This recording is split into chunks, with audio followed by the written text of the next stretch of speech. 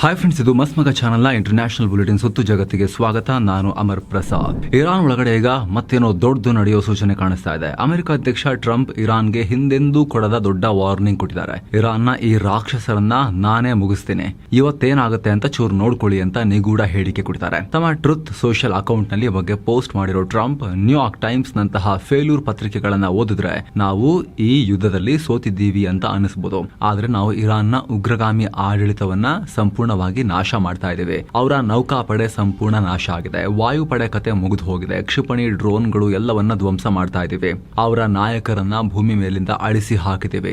ನಮ್ಮ ಹತ್ರ ಸರಿ ಸಾಟಿ ಇಲ್ಲದ ಫೈರ್ ಪವರ್ ಇದೆ, ಅನ್ಲಿಮಿಟೆಡ್ ಮದ್ದುಗುಂಡುಗಳಿವೆ, ಬೇಕಾದಷ್ಟು ಟೈಮ್ ಇದೆ. ಈ ಬುದ್ಧಿಗೆಟ್ಟ ನೀಚರಿಗೆ ಇವತ್ತು ಏನಾಗುತ್ತೆ ಅಂತ ನೀವೇ ಕಾದು ನೋಡಿ ಅನ್ನೋ ಎಚ್ಚರಿಕೆ ಕೊಟ್ಟಿದ್ದಾರೆ.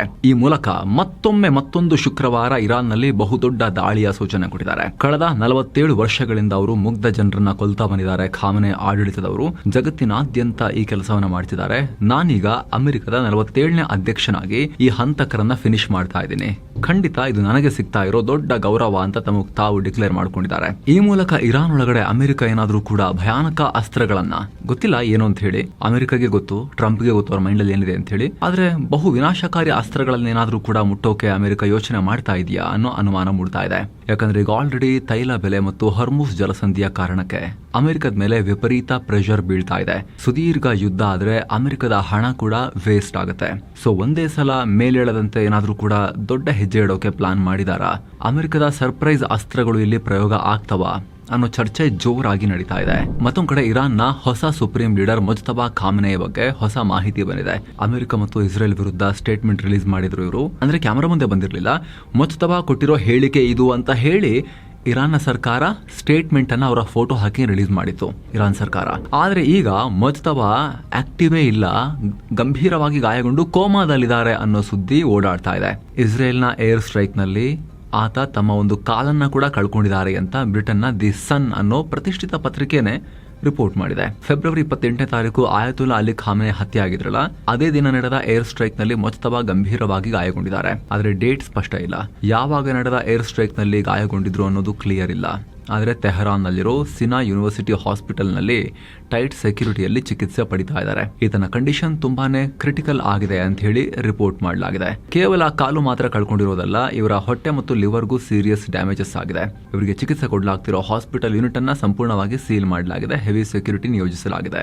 ಇರಾನ್ನ ಹಿರಿಯ ಟ್ರಾಮಾ ಸರ್ಜನ್ ಮೊಹಮ್ಮದ್ ರೆಜಾ, ಇರಾನ್ನ ಆರೋಗ್ಯ ಸಚಿವ ಹಾಗೆ ಮತ್ತೊಬ್ಬರು ಸೀನಿಯರ್ ಸರ್ಜನ್ ಮುಜ್ತಬಾರ ಚಿಕಿತ್ಸೆ ನೋಡ್ಕೊಳ್ತಿದ್ದಾರೆ ಅಂತ ರಿಪೋರ್ಟ್ ಮಾಡಲಾಗಿದೆ. ಇಷ್ಟೆಲ್ಲ ಆದ್ರೂ ಕೂಡ ಇರಾನ್ ಆಡಳಿತ ಇದನ್ನೆಲ್ಲ ಜಗತ್ತಿನ ಮುಂದೆ ಮುಚ್ಚಿಟ್ಟಿದೆ. ಮುಜ್ತಬಾಗೆ ಏನೂ ಆಗಿಲ್ಲ ಅನ್ನೋ ಹಾಗೆ ಇರಾನ್ನ ಸರ್ಕಾರಿ ಮಾಧ್ಯಮಗಳು ಮೇಂಟೈನ್ ಮಾಡ್ತಿವೆ. ಖಾಮೆನೆಯ ನಿರ್ದೇಶನ ಇಲ್ಲದೆ ಯುದ್ಧ ಮುಂದುವರೆದಿದೆ. ಇರಾನ್ ನಲ್ಲಿ ಇಂಟರ್ನೆಟ್ ನಿರ್ಬಂಧಗಳು, ಮುಜ್ತಬಾ ಸುತ್ತ ಬಿಗಿ ಭದ್ರತೆ ಇರೋದ್ರಿಂದ ಅವರ ಸ್ಥಿತಿ ನಿಜಕ್ಕೂ ಏನಾಗಿದೆ ಅಂತ ಹೇಳಿ ಇಂಡಿಪೆಂಡೆಂಟ್ ಆಗಿ ವೆರಿಫೈ ಮಾಡೋಕೆ ಆಗಿಲ್ಲ ಅಂತ ದಿ ಸನ್ ಪತ್ರಿಕೆ ತಿಳಿಸಿದೆ. ಈ ಮೂಲಕ ಹೊಸ ಸುಪ್ರೀಂ ಲೀಡರ್ ಆಯ್ಕೆ, ಇವರು ಕೋಮಾದಲ್ಲಿರುವಾಗಲೇ ಅವರ ಬೆಂಬಲಿಗರು ಸೇರ್ಕೊಂಡು IRGC ಅವರು ಪ್ರೆಷರ್ ಹಾಕಿ ಮಾಡಿಸ್ಬಿಟ್ರ ಅನ್ನೋ ಪ್ರಶ್ನೆಯಲ್ಲಿ ಮೂಡ್ತಾ ಇದೆ. ಆದ್ರೆ ಸ್ನೇಹಿತರೆ, ಇನ್ನೂ ಕೂಡ ಇದು ವೆರಿಫೈ ಆಗಿಲ್ಲ. ದಿ ಸನ್ ರಿಪೋರ್ಟ್ ಮಾಡ್ತಾ ಇದೆ. ದಿ ಸನ್ ಸಿಕ್ಕಾಪಟ್ಟೆ ಜನ ಓದ್ತಾರಾದ್ರೂ ಕೂಡ UK ನಲ್ಲಿ ಸ್ವಲ್ಪ ಟ್ಯಾಬ್ಲಾಯ್ಡ್ ಇದು, ಅಂದ್ರೆ ಇದು ನಾರ್ಮಲ್ ನ್ಯೂಸ್ ಪೇಪರ್ ತರ ಅಲ್ಲ, ಸ್ವಲ್ಪ ಎಲ್ಲವನ್ನ ಉತ್ಪ್ರೇಕ್ಷೆ ಮಾಡಿ ಹೇಳೋ ಟ್ಯಾಬ್ಲಾಯ್ಡ್ ಜರ್ನಲಿಸಂ ಇವ್ರದ್ದು. ಹಾಗಾಗಿ ಇಲ್ಲಿ ಸ್ವಲ್ಪ ಪಿಂಚ್ ಆಫ್ ಸಾಲ್ಟ್ ಜೊತೆ ಇದನ್ನ ಸುದ್ದಿಯನ್ನ ತಗೋಬೇಕಾಗುತ್ತೆ. ವೆರಿಫೈ ಮಾಡದೆ ಕೆಲವೊಂದ್ಸಲ ಹೊಡಿತಾರೆ ಇವರು ನ್ಯೂಸ್ ಅನ್ನ, ಸನ್ ಅವರು. ಆದ್ರೆ ಅನುಮಾನಗಳಿಗೆ ಪುಷ್ಟಿ ಕೊಡುವಂತೆ ಟ್ರಂಪ್ ಕೂಡ ಹೇಳಿಕೆ ಕೊಟ್ಟಿದ್ದಾರೆ. ಟ್ರಂಪ್ ಹೇಳಿದ್ದಾರೆ, ನನಗನ್ಸುತ್ತೆ ಇರಾನ್ನ ಹೊಸ ಸುಪ್ರೀಂ ಲೀಡರ್ಗೆ ತುಂಬಾ ಗಾಯ ಆಗಿದೆ, ಆದ್ರೆ ಹೇಗೋ ಬದುಕಿದ್ದಿರಬಹುದು, ಆದ್ರೆ ತುಂಬಾ ಗಾಯ ಆಗಿದೆ ಅಂತ ನನಗನ್ಸುತ್ತೆ ಅನ್ನೋ ಹೇಳಿಕೆಯನ್ನ ಟ್ರಂಪ್ ಕೊಟ್ಟಿದ್ದಾರೆ. ಮತ್ತೊಂದ್ ಕಡೆ ಈ ಮುಜ್ತಬಾ ಖಾಮೆನೆಯ ಹೊಸ ಫೋಟೋಸ್ ಅಂತ ಹೇಳಿ ಇರಾನ್ನ ಸರ್ಕಾರಿ ಮಾಧ್ಯಮಗಳು ಸರ್ಕ್ಯುಲೇಟ್ ಮಾಡ್ತಿವೆ ಒಂದಷ್ಟು ದೃಶ್ಯಗಳನ್ನ, ಫೋಟೋಸ್ ಅನ್ನ. ಮುಜ್ತಬಾರ ಹೊಸ ಎಕ್ಸ್ ಅಕೌಂಟ್ ಕೂಡ ಕ್ರಿಯೇಟ್ ಆಗಿದ್ದು ಅದರಲ್ಲೂ ಈ ಫೋಟೋಗಳನ್ನ ಹಾಕಲಾಗಿದೆ. ಆದ್ರೆ BBCಯ ಪತ್ರಕರ್ತರ ಪ್ರಕಾರ ಇವೆಲ್ಲ AI ಜನರೇಟೆಡ್ ಇಮೇಜಸ್ ತರ ಕಾಣಿಸ್ತಾ ಇದೆ. ಇದು ಹೊಸದಾಗಿ ತೆಗೆದ ಫೋಟೋ ರೀತಿ ಕಾಣಿಸ್ತಾ ಇಲ್ಲ. ಯಾಕಂದ್ರೆ ಗೂಗಲ್ನ ಸಿಂತ್ ID ಅನ್ನೋ ಟೆಕ್ನಾಲಜಿ ಈ ಫೋಟೋದಲ್ಲಿರೋ ಹಿಡನ್ ವಾಟರ್ ಮಾರ್ಕ್ ಅನ್ನ ಪತ್ತೆ ಮಾಡಿದೆ. ಸೊ ಇದು AI ಬಳಸಿ ಎಡಿಟ್ ಮಾಡಿರೋದು ಅಂತ BBC ಪತ್ರಕರ್ತರು ಹೇಳ್ತಿದ್ದಾರೆ. ಈ ಮೂಲಕ ಇರಾನ್ ಒಳಗಡೆ ಏನ್ ನಡೀತಾ ಇದೆ ನಿಗೂಢವಾಗಿ ಅನ್ನೋದು ಬಹಳ ಕುತೂಹಲಕ್ಕೆ ಕಾರಣ ಆಗಿದೆ. IRGC, Islamic revolutionary guard corps, ಅಂದ್ರೆ ಈ ಮಲಿಕ್ ಖಾಮೆನೆಯ ಅಪ್ಪ ಆಯತುಲ್ಲಾ ಅಲಿ ಖಾಮಿನೈ ಅವರು ತುಂಬಾ ಪ್ರಭಾವಿಯಾಗಿ ಸಾಕೊಂಡು ಬೆಳೆಸ್ಕೊಂಡಿದ್ದ ಸೇನೆ, ಇರಾನ್ನ ಸೇನೆಗೆ ಪರ್ಯಾಯವಾಗಿ ಇನ್ನೊಂದು ಸೇನೆ. ಅವರಿಗೆ ಇದು ಇಂಪಾರ್ಟೆಂಟ್, ಇದು ಖಾಮಿನೈಗಳ ಆಡಳಿತ ಕಂಟಿನ್ಯೂ ಆಗೋದು. ಸೊ ಅವರೇ ಏನಾದರೂ ಕೂಡ ಪರೋಕ್ಷವಾಗಿ ಆಡಳಿತವನ್ನ ಕೈಗೆ ತಗೊಂಡು ಮುಜ್ತಬಾ ಖಾಮಿನೈ ಹೆಸರನ್ನ ಬಳಸ್ತಿದಾರಾ ಅನ್ನೋ ಚರ್ಚೆಗೂ ಕೂಡ ಇವೆಲ್ಲ ಕಾರಣ ಆಗ್ತಾ ಇದೆ. ಯಾಕಂದ್ರೆ ಇತ್ತೀಚೆಗೆ ಇರಾನ್ನ ಸರ್ಕಾರಕ್ಕೂ ಅಂದ್ರೆ ಮಸೂದ್ ಪೆಜೆಶ್ಕಿಯಾನ್ ಸರ್ಕಾರಕ್ಕೂ ಸೇನೆಯ ಕೆಲಸಕ್ಕೂ ಹೊಂದಾಣಿಕೆನೇ ಆಗ್ತಾ ಇಲ್ಲ. IRGC ಕೆಲಸಕ್ಕೂ ಸೇನೆಯವರು ಹಾರ್ಮುಜ್ ಜಲಸಂಧಿಯನ್ನ ಮುಚ್ಚಿದೀವಿ, ಕ್ಲೋಸ್, ಮುಜ್ತಬಾನು ಹೇಳಿದ್ದಾರೆ ಅಂತ ಹೇಳಿದ್ರೆ ವಿಶ್ವಸಂಸ್ಥೆಯಲ್ಲಿರೋ ಮಸೂದ್ ಪೆಜೆಶ್ಕಿಯಾನ್ ಸರ್ಕಾರದ ಪ್ರತಿನಿಧಿಗಳು ಇಲ್ಲ ಮುಚ್ಚಿಲ್ಲ ಅಂತ ಹೇಳ್ತಿದ್ದಾರೆ. ರಾಜಕಾರಣಿಗಳು ಅಕ್ಕಪಕ್ಕದ ರಾಷ್ಟ್ರದ ಮೇಲೆ ದಾಳಿ ಮಾಡಲ್ಲ ಅಂತ ಹೇಳಿದ್ರೆ IRGCನವರು ಇಸ್ರೇಲ್ಗಿಂತ ಹೆಚ್ಚಾಗಿ ಸುನ್ನಿ ಅರಬ್ ರಾಷ್ಟ್ರಗಳ ಮೇಲೆ ಮಿಸೈಲ್ ಹಾಕ್ತಾ ಇದ್ದಾರೆ. ಒಮಾನ್ ವಿಚಾರದಲ್ಲೂ ಹೊಂದಾಣಿಕೆ ಆಗ್ತಿಲ್ಲ ಸರ್ಕಾರಕ್ಕೂ IRGC ಬಿಹೇವಿಯರ್ಗೂ. ಈ ನಡುವೆ ಅಲಿ ಖಾಮಿನೈ ಅವರ ಪತ್ನಿ ಮನ್ಸೂರೆ ಖೋಜಾಸ್ತೆ ಇನ್ನೂ ಜೀವಂತ ಇದ್ದಾರೆ ಅಂತ ಇರಾನ್ ಮೀಡಿಯಾಗಳು ರಿಪೋರ್ಟ್ ಮಾಡಿವೆ. ಫೆಬ್ರವರಿ 28ರ ದಾಳಿಯಲ್ಲಿ ಅವತ್ತಿನ ಸುಪ್ರೀಂ ಲೀಡರ್ ಅಲಿ ಖಾಮಿನೈ ಸೇರಿ ಅವರ ಕುಟುಂಬದ ಹಲವರು ಪ್ರಾಣ ಕಳ್ಕೊಂಡಿದ್ರು. ಈ ವೇಳೆ ಖಾಮಿನೈರ ಪತ್ನಿ ಕೂಡ ತೀರ್ಕೊಂಡಿದ್ದಾರೆ ಅಂತ ಹೇಳಿ ರಿಪೋರ್ಟ್ ಆಗಿತ್ತು. ಆದ್ರೆ ಈಗ ಅದು ಸುಳ್ಳು, ಅವರು ಬದುಕಿದ್ದಾರೆ ಅಂತ ಹೇಳಿ, ಗಾಯಗೊಂಡಿದ್ದಾರೆ ಬಟ್ ಬದುಕಿದ್ದಾರೆ, ಚಿಕಿತ್ಸೆ ಕೊಡಲಾಗ್ತಿದೆ ಅಂತ ಹೇಳಿ ಇರಾನ್ನ ಫಾರ್ಸ್ ನ್ಯೂಸ್ ಏಜೆನ್ಸಿ ರಿಪೋರ್ಟ್ ಮಾಡಿದೆ. ಇದೆಲ್ಲದರ ನಡುವೆ ಇಸ್ರೇಲ್ ಇರಾನ್ ಮೇಲೆ ಅತಿ ದೊಡ್ಡ ಏರ್ ಸ್ಟ್ರೈಕ್ ಮಾಡಿದೆ. ಕಳೆದ 24 ಗಂಟೆಗಳಲ್ಲಿ ಇರಾನ್ ಒಳಗಡೆ 200 ಟಾರ್ಗೆಟ್ ಗಳನ್ನ ಧ್ವಂಸ ಮಾಡಿದ್ದಾರೆ. ಇರಾನ್ನ ಮಿಸೈಲ್ ಲಾಂಚರ್ಗಳು, ಏರ್ ಡಿಫೆನ್ಸ್ ಸಿಸ್ಟಮ್ಸ್ ಮತ್ತು ಮಿಲಿಟರಿ ಶಸ್ತ್ರಾಸ್ತ್ರಗಳನ್ನ ತಯಾರಿಸುವ ಫ್ಯಾಕ್ಟರಿಗಳನ್ನ ಟಾರ್ಗೆಟ್ ಮಾಡಿದ್ದಾರೆ. ಇದರೊಂದಿಗೆ ಇರಾನ್ನ ಅತಿ ಪ್ರಮುಖ ನ್ಯೂಕ್ಲಿಯರ್ ಕೇಂದ್ರವನ್ನ ಕೂಡ ಇಸ್ರೇಲ್ ಟಾರ್ಗೆಟ್ ಮಾಡಿದೆ. ತಾಲೆಘಾನ್ ಕಾಂಪೌಂಡ್ ಅನ್ನೋ ಜಾಗದ ಮೇಲೆ ಸ್ಫೋಟಕ ಹಾಕಿದೆ. ಇಸ್ರೇಲ್ ಅಧಿಕಾರಿಗಳು ಹೇಳೋ ಪ್ರಕಾರ ಈ ಜಾಗದಲ್ಲಿ ಇರಾನ್ ರಹಸ್ಯವಾಗಿ ತನ್ನ ಅಮಾದ್ ಪ್ರಾಜೆಕ್ಟ್ ಅಡಿಯಲ್ಲಿ ಅಣ್ವಸ್ತ್ರಗಳನ್ನ ಡೆವಲಪ್ ಮಾಡ್ತಾ ಇತ್ತು. ಅಡ್ವಾನ್ಸ್ಡ್ ಆದ ಸ್ಫೋಟಕಗಳನ್ನ ತಯಾರಿಸೋಕೆ ಹಾಗೂ ರಹಸ್ಯ ಪ್ರಯೋಗಗಳನ್ನ ಮಾಡೋಕೆ ಈ ಜಾಗವನ್ನ ಯೂಸ್ ಮಾಡ್ತಾ ಇತ್ತು. ಅಲ್ಲಿಗೆ ಇಸ್ರೇಲ್ ಮಿಸೈಲ್ ನುಗ್ಗಿಸಿದ್ದೀವಿ ಅಂತ ಹೇಳ್ಕೊಂಡಿದೆ. ಇತ ಇರಾನ್ ಕೂಡ ಪ್ರತಿಕಾರ ಹೇಳಿದೆ. ಎಂದಿನಂತೆ ಇವರ ಮಿಸೈಲ್ಗಳು ರೆಸಿಡೆನ್ಷಿಯಲ್ ಕಟ್ಟಡಗಳ ಮೇಲೆ ಬಿದ್ದಿವೆ. ಉತ್ತರ ಇಸ್ರೇಲ್ನ ಜಾರ್ಜಿರ್ ಸಿಟಿಯಲ್ಲಿ ಸುಮಾರು 30 ಮಂದಿ ಗಾಯಗೊಂಡಿದ್ದಾರೆ. ಮಿಸೈಲ್ ಸ್ಫೋಟಗೊಂಡ ರಭಸಕ್ಕೆ ಬಿಲ್ಡಿಂಗ್ನ ಗ್ಲಾಸಸ್ ಪುಡಿಯಾಗಿವೆ. ಇದೇ ಗ್ಲಾಸ್ಗಳು ಸಿಡಿದು ಹೆಚ್ಚಿನ ಜನರಿಗೆ ಗಾಯಗಳಾಗಿವೆ. ಇತ ಲೆಬನಾನ್ನ ಹಿಜ್ಬುಲ್ಲಾ ಶುಕ್ರವಾರ ಬೆಳ್ಳಂಬೆಳಗ್ಗೆ ಇಸ್ರೇಲ್ ಕಡೆಗೆ ಸರಣಿ ರಾಕೆಟ್ ಗಳನ್ನ ಉಡಾಯಿಸಿದೆ. ಇನ್ನು ಸ್ನೇಹಿತರೆ, ಜಾಗತಿಕ ಅಶಾಂತಿ ನಡುವೆ ಶಾಂತಿಯಿಂದ ಭಾರತದಲ್ಲಿ ಯಾತ್ರೆ ಮಾಡಬೇಕು ಅಂತ ಇದ್ರೆ ಕಾಶಿ, ಅಯೋಧ್ಯೆ, ರಾಮ ಮಂದಿರ ಇಲ್ಲೆಲ್ಲ ಕರ್ಕೊಂಡು ಹೋಗೋ 7 ಸೈನ್ಸ್ ಟೂರಿಸಂನ ಹೊಸ ಪ್ಯಾಕೇಜ್ ಆಸಕ್ತರು ಕಾಲ್ ಮಾಡಿ ಹೋಗಿ ಬರ್ಬೋದು. ಸೀನಿಯರ್ ಸಿಟಿಸನ್ಸ್ ಇದ್ರೆ ಸ್ಪೆಷಲ್ ಕೇರ್ ಕೂಡ ಇರುತ್ತೆ, ಕನ್ಸಿಡರ್ ಮಾಡಬಹುದು. ಏನು ಸುನ್ನಿ ರಾಷ್ಟ್ರಗಳ ಮೇಲೂ ಕೂಡ ಇರಾನ್ ದಾಳಿ ಕಂಟಿನ್ಯೂ ಆಗಿವೆ. ಈಗ ಜಗತ್ತಿನ ಫಿನಾನ್ಷಿಯಲ್ ಹಬ್ ದುಬೈ ಮೇಲೆ ಅಟ್ಯಾಕ್ ಆಗಿದೆ. ಸಿಟಿಯ ಮಧ್ಯ ಭಾಗದಲ್ಲಿ ಭಾರಿ ಸ್ಫೋಟ, ದಟ್ಟವಾದ ಹೊಗೆ ಕಂಡು ಬಂದಿದೆ. ದುಬೈನ ಪ್ರಮುಖ ಹೈವೇ ಶೇಖ್ ಜಾಯದ್ ರೋಡ್ ಕಡೆಯಿಂದ ನಿರಂತರವಾಗಿ ಸೈರನ್ ಮೊಳಗಿದೆ. ಒಂದು ದಿನದ ಹಿಂದಷ್ಟೇ ಇರಾನ್, ಇಸ್ರೇಲ್ ಮತ್ತು ಅಮೆರಿಕಾಗೆ ಲಿಂಕ್ ಆಗಿರುವ ಆರ್ಥಿಕ ಸಂಸ್ಥೆಗಳನ್ನ ಕೂಡ ಟಾರ್ಗೆಟ್ ಮಾಡ್ತೀವಿ ಅನ್ನೋ ವಾರ್ನಿಂಗ್ ಕೊಟ್ಟಿತ್ತು. ಅದರ ಬೆನ್ನಲ್ಲೇ ದುಬೈನ ಫಿನಾನ್ಷಿಯಲ್ ಡಿಸ್ಟ್ರಿಕ್ಟ್ ಬಳಿ ಒಂದು ಡ್ರೋನ್ ಬಿದ್ದಿತ್ತು. ಇದರಿಂದ ಎಚ್ಚೆತ್ತ ಹಲವು ಕಂಪನಿಗಳು ತಮ್ಮ ಸ್ಟಾಫ್ ಅನ್ನ ಸೇಫ್ ಆಗಿ ಬೇರೆ ಕಡೆಗೆ ಸ್ಥಳಾಂತರ ಮಾಡಿದ್ದಾರೆ. ಅದರ ಬೆನ್ನಲ್ಲೇ ಇರಾನ್ ಮತ್ತೆ ದುಬೈನಲ್ಲಿ ದೊಡ್ಡ ದಾಳಿ ಮಾಡಿದೆ. ಇತ್ತ ಇರಾನ್ ಸೌದಿ ಅರೇಬಿಯಾ ಮೇಲೂ ಕೂಡ ನಿರಂತರವಾಗಿ ದಾಳಿ ಮುಂದುವರಿಸ್ತಾ ಇದೆ. ಹಿಂದಿನ ದಾಳಿಯಲ್ಲಿ ಸೌದಿ ಇರಾನ್ನ 28 ಡ್ರೋನ್ ಹೊಡೆದಾಕಿತ್ತು. ಈಗ ಮತ್ತೆ 12 ಡ್ರೋನ್ಗಳನ್ನ ಇರಾನ್ ಹಾರಿಸಿದೆ. ರಾಜಧಾನಿ ರಿಯಾದ್ ಸೇರಿ ಹಲವು ಭಾಗಗಳನ್ನ ಟಾರ್ಗೆಟ್ ಮಾಡಿ ಒಂದರ ಮೇಲೊಂದರಂತೆ ಅಲೆಯಾಗಿ ಡ್ರೋನ್ ಬಿಡ್ತಾ ಇದ್ದಾರೆ ಇರಾನ್ ಅವರು. ಇದನ್ನ ಸೌದಿ ಸೇನೆ ಇಂಟರ್ಸೆಪ್ಟ್ ಮಾಡಿದೆ. ಇನ್ನು ಒಮಾನ್ ಮೇಲೂ ಕೂಡ ಇರಾನ್ನ ದಾಳಿ ಕಂಟಿನ್ಯೂ ಆಗಿದೆ. ಅಲ್ಲಿನ ಸೋಹಾರ್ ಪ್ರಾಂತ್ಯದಲ್ಲಿ ಡ್ರೋನ್ ಹಾರಿಸಿದೆ. ಈ ಡ್ರೋನ್ಗಳನ್ನ ಒಮಾನ್ನ ಏರ್ ಡಿಫೆನ್ಸ್ ಸಿಸ್ಟಮ್ಸ್ ಹೊಡೆದು ಹಾಕಿವೆ. ಆದರೆ ಈ ಡ್ರೋನ್ನ ಅವಶೇಷಗಳು ಬಿದ್ದು 2 ಪ್ರಾಣ ಕಳ್ಕೊಂಡಿದ್ದಾರೆ. ಡ್ರೋನ್ ಡೆಬ್ರಿಸ್ ಬಿದ್ದು ಹಲವರು ಗಾಯಗೊಂಡಿದ್ದಾರೆ. ಇನ್ನು ಟರ್ಕಿಯಲ್ಲೂ ಕೂಡ ಸೈರನ್ ಶಬ್ದ ಮೊಳಗಿದೆ. ದಕ್ಷಿಣ ಟರ್ಕಿಯ ಅದಾನಾ ಸಿಟಿ ಹತ್ತಿರ ನಿರಂತರ 5 ನಿಮಿಷಗಳ ಕಾಲ ಈ ಸೈರನ್ ಸೌಂಡ್ ಮೊಳಗಿದೆ.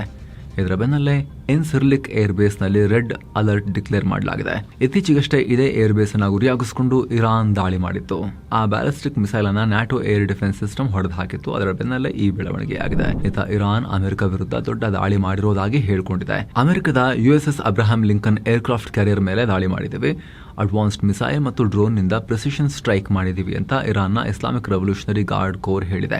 ಒಮಾನ್ ಸಮುದ್ರದ ಬಳಿ ಇರಾನ್ನ ಮ್ಯಾರಿಟೈಮ್ ಬಾರ್ಡರ್ ನಿಂದ ಸುಮಾರು 340 ಕಿಲೋಮೀಟರ್ ದೂರಕ್ಕೆ ಈ ಕ್ಯಾರಿಯರ್ ಇತ್ತು. ನಮ್ಮ ದಾಳಿಗೆ ಅಮೆರಿಕದ ಏರ್ಕ್ರಾಫ್ಟ್ ಕ್ಯಾರಿಯರ್ಗೆ ಡ್ಯಾಮೇಜಸ್ ಆಗಿದೆ. ಅದಕ್ಕೆ ಆಪರೇಟ್ ಮಾಡೋಕೆ ಆಗಿಲ್ಲ. ಅದರ ಸಿಬ್ಬಂದಿ ತಕ್ಷಣ ಅಲ್ಲಿಂದ ಎಸ್ಕೇಪ್ ಆಗಿದ್ದಾರೆ ಅಂತ IRGC ಹೇಳಿದೆ. ಆದರೆ ಏರ್ಕ್ರಾಫ್ಟ್ ಕ್ಯಾರಿಯರ್ಗೆ ಎಷ್ಟು ಡ್ಯಾಮೇಜ್ ಆಗಿದೆ, ಮುಳುಗಿ ಹೋಗಿದೆ ಅಂತ ಇವರು ಹೇಳಲಿಲ್ಲ. ಅದೊಂಥರ ತೇಲುವ ಸಿಟಿ, ಅದು ದೊಡ್ಡದು. ಸುಮಾರು 5,600 5,700 ಜನ ಇರ್ತಾರೆ ಇದರಲ್ಲಿ. ಅಷ್ಟು ದೊಡ್ಡ ಏರ್ಕ್ರಾಫ್ಟ್ ಕ್ಯಾರಿಯರ್ ಇದು. ಇಂಥ ಒಂದು ಬೃಹತ್ ಏರ್ಕ್ರಾಫ್ಟ್ ಕ್ಯಾರಿಯರನ್ನು ಮುಳುಗಿಸಿದ್ರೆ ಅಮೆರಿಕ ಅಣ್ವಸ್ತ್ರದ ಬಟನ್ ಒತ್ತೋಕ್ಕೆ ದೊಡ್ಡ ಅವಕಾಶ ಮಾಡಿಕೊಟ್ಟಂಗಾಗುತ್ತೆ.